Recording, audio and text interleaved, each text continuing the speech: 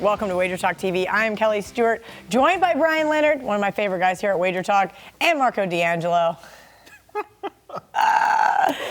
All the jokes. Okay, let's talk about this, because this is something I wanted to do for a really long time. This is kind of like, we'll call this a betting 101 video, but not really. This is more of like, I just want to hash it out on video. I say this a lot, and people make fun of me, and that's okay. I say it all the time. This is a trap game. This is a trap game. And Bryan Leonard is, there's no such thing as trap games. Teddy covers, there's no such thing as trap games. But Marco agrees with me. So, Bryan Leonard, I'm going to start with you. Trap game, fact or fiction, and tell me an actual reason why. Besides that bookmakers aren't trying to trap you. I keep hearing that, and I'm like, why? Yes, they are. No, they're not. What I've always been told about a trap game is the lines maker makes the line to trap people into betting that line. Is that what you guys consider a trap game? There's other situations that I'll bring up. So you're saying the lines maker knows who's going to win by how many points before the game's put out. That's a trap game to you guys. Well, it is a game that looks too good to be true. It is a game that the line is off by maybe 1.5 points or something, but it's off for a reason.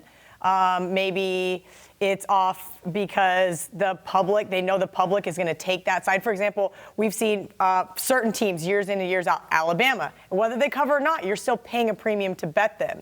But then when it got high enough this football season, 40-some points they would put up every single game, they started really over-adjusting. So I would tell people, like, it's a trap to lay 49.5 points with Alabama, and then they'd win the game by 48. My point is, the wording of trap, I understand what you guys are saying, but the lines maker's putting it out there to draw in money from both sides. That's what they want. They want people to bet the losing side, and as if they know what the winning side is. But as you pointed out, there's a certain number, which is why everybody has power ratings. There's a certain number where Alabama has value. There's a certain number where Alabama no longer has value. So when you see a number that is off, chances are you're missing something and you haven't handicapped that game all the way through. The lines maker doesn't know any better than we do who is going to win the game. If he did, he'd be on the other side of the counter betting the games. His job is to make money for his company and get himself a raise at the end of the year, because a lot of guys have their bonuses based on the kind of profit they make. Now, Rolf and I were just discussing this. Down at the Old Nugget, Tony Miller gets a lot of Wisconsin fans when Wisconsin comes out here. His job is to make the most money for his sports book. So say Wisconsin's playing UNLV, the line's 24. What do you think Tony's line's going to be? It's going to be higher than 24. It's going to be probably higher than that, 25, maybe even higher, knowing people are going to come in, the Wisconsin people, and they're going to bet Wisconsin.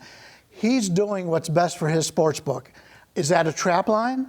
I don't consider it. It's a line in which he's got to make in order to make a profit for his people he works for.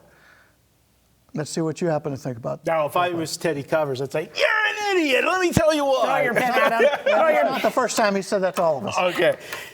Here's the thing. And I'm going to counterpoint some of the things you said. The ultimate goal of a sportsbook director is they would like to have equal betting. If they have equal betting, they don't have to worry about it. It doesn't happen. Okay. They prefer that in every single game. All right. Tell me this then, Mr. Guy that looks for value all the time in numbers. Anytime that a game is sitting on either side of a 3 or on a 7, why doesn't the books just put it at 3 and put it at 7 and let the market tell it where to go, instead of having all the value guys, when there's a 2.5, we got to run down there and grab that 2.5 because the numbers say we want lay 2.5 in football instead of 3, or we want that, we want to take the 7.5, and you guys run all over town to get it.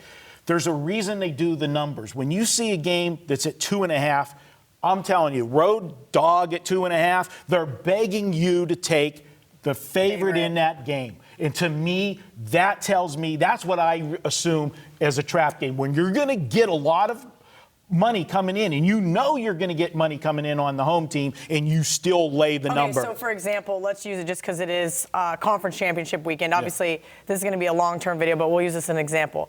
Pats +3 this weekend versus Kansas City screams all of these amazing trends to bet the New England Patriots. Belichick, Brady versus the young guy in Mahomes, who probably is going to win the MVP, versus Andy Reid with the terrible playoff record.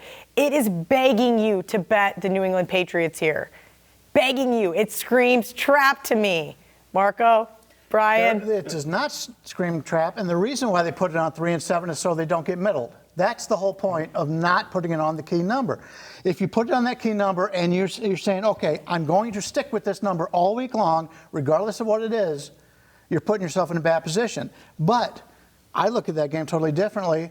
Kansas City's home field value is worth 4 points in the playoffs. That's my point. It should be 4.5. The line should be 4.5, and it's 3. But they know the Patriots have done so well in the play. I don't want to get into just that one game, but there's a reason why it's that. And we'll talk about this when I go over the football. But there's a reason why they put it at those numbers. They're not begging you to take a certain side. They have an idea on which side they want people to bet because they happen to think the line may be off a little bit, a half a point or so. But there's no such thing as a trap. How about another situation that I like that I term as a trap game? When you get a big name team, somebody that's highly ranked or one of the premier teams in the NBA, and they end up on the road as that 1.5 point favorite. Or college football, ranked team on the road catching points in conference play, or college basketball. We see it all the time. Do you make your own power ratings? No, I do not. Do you make your own power ratings? No, you do not. I don't do them, but I have when I see the games, I put a mental number where I think it should be, but I don't actually do it. If you were to do your own power ratings, you would know why that number is there. The better team, let's say a team is 4 points better. They're playing on the road in the NFL, 2.5 point. So they're going to be at 1.5 point. That's what they do. That's what the power ratings say. They go off the power ratings. Okay. I'm going to debate you again. Okay. Poor Bryan. Brian's like, how did I get signed up for this video? I can't believe you didn't have a sportsbook manager in here to debate this with Here's another. You're talking about the power ratings and what your number is. We all know that the best people in this industry they're going to hit 56%. 55, I would say. Okay. But if you could give any handicapper 55 going into the season, he'd take it. Okay. John Q. Public, fading John Q. Public, you're going to have a higher percentage than hitting 55% in general, because John Q. Public loses more often than a good bettor wins. You could flip coins and pick 50%. That means you're. But John Q. Public doesn't. John Q. Public gets at the numbers. They look at the games. They bet bad numbers. They bet. And I want to. They bet teams, not numbers. I agree. When I'm talking about a trap game, I am looking at the game through the eyes of John Q. Public. And if that game looks really easy to bet as John Q. Public, that's when I'm going against it. That, to me, is a trap game. When you look at a game like that, that's a game you go through and you go, okay, what do my power ratings say? Well, what's the other handicapping solutions in this game? What are the other things you have to look for? When you talk about a trap game, it's a game that the lines maker already knows who's going to win. And they don't know who's going to win. There's good situations, there's bad situations. You're a great situational handicapper. You know this. It's all situations, and it all comes down to the number. Just take a good look at power ratings. Every time you start thinking that, and use somebody's power ratings that you respect, and they're going to say, 1.5 point favorite. Well, that's what the lines maker's doing. They go off with the power ratings. All right, we're not going to get an answer here today, but bottom line, Kelly and Marco are right. Bryan is wrong. Great stuff from both guys. Tuesday is always $2 Tuesdays, and you get the hottest handicapper at WagerTalk's best bet for just $2.